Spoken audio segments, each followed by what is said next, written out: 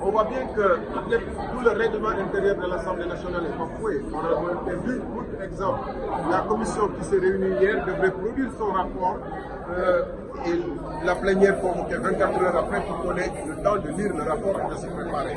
Mais c'est le règlement, l'article 46, ils ont refusé. Par ailleurs, d'autres articles disent que s'il y a des incidences financières dans une loi, il faudrait que le ministère... Vous êtes inquiet? Pardon? Vous êtes inquiet? Totalement inquiet parce qu'on sait qu'on ouvre la boîte de Pandore. Il est clair que le 2 avril, tout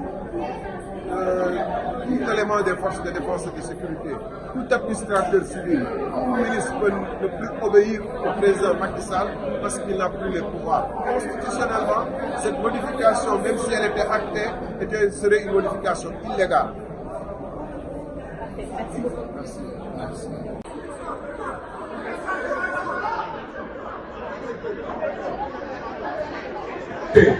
Vous n'êtes pas, écoutez, continuez, continuez, Ismaïla.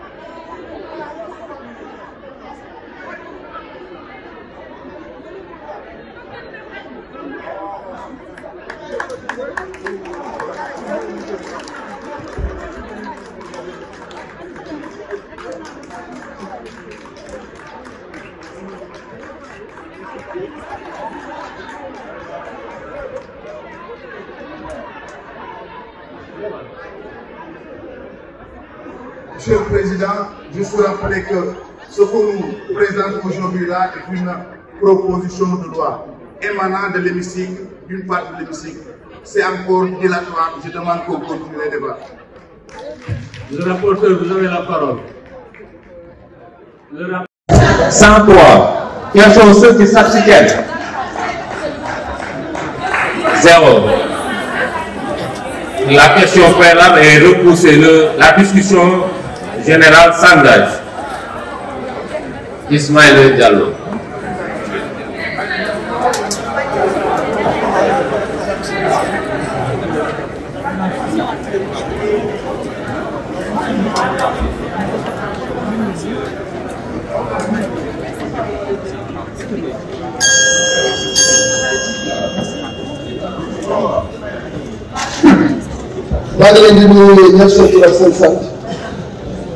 Monsieur le Président, chers collègues, moi je évoqué l'article 62 parce que dans ma circulaire, La proposition de loi déroge à l'interdiction absolue de réviser la durée du mandat.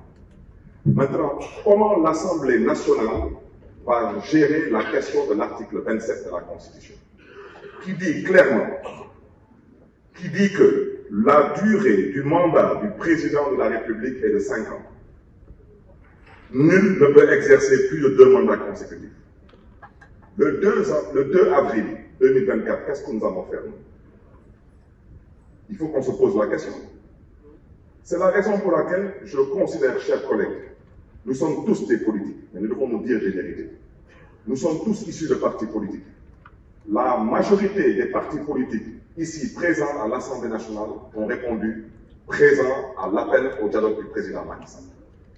Nous avons discuté. On ne s'est pas entendu sur tous les points. Mais sur les points sur lesquels on s'est entendu, qu'est-ce qu'on va faire de tout cela? Voter pour ou voter contre? Je suis désolé.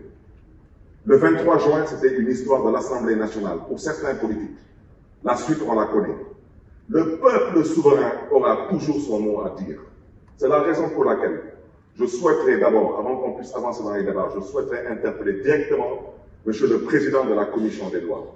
Je vous prie respectueusement, au nom et pour le compte de l'Assemblée nationale, de demander au gouvernement de mettre à votre disposition déjà le décret signé de la main du président Macky Sall et contresigné du Premier ministre, M. Amadou Ba. Parce que, chers collègues, c'est trop facile de se mettre ici à vouloir défendre des intérêts personnels, partisans et claniques.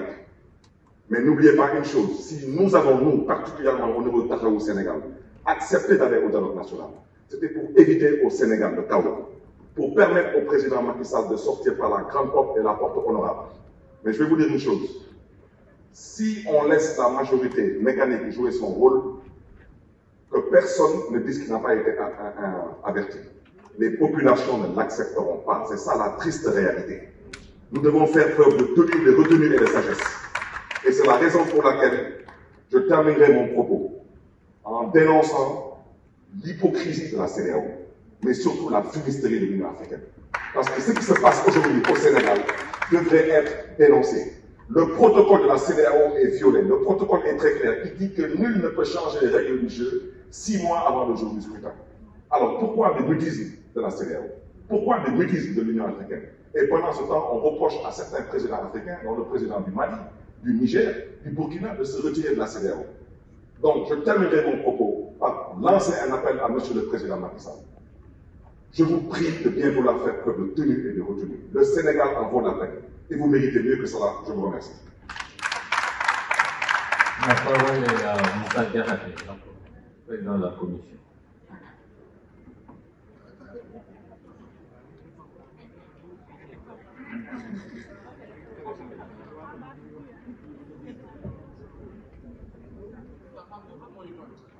Monsieur le Président, très cher ami député maire, au nom de la séparation des pouvoirs, je ne peux exiger du Président de la République un décret présidentiel.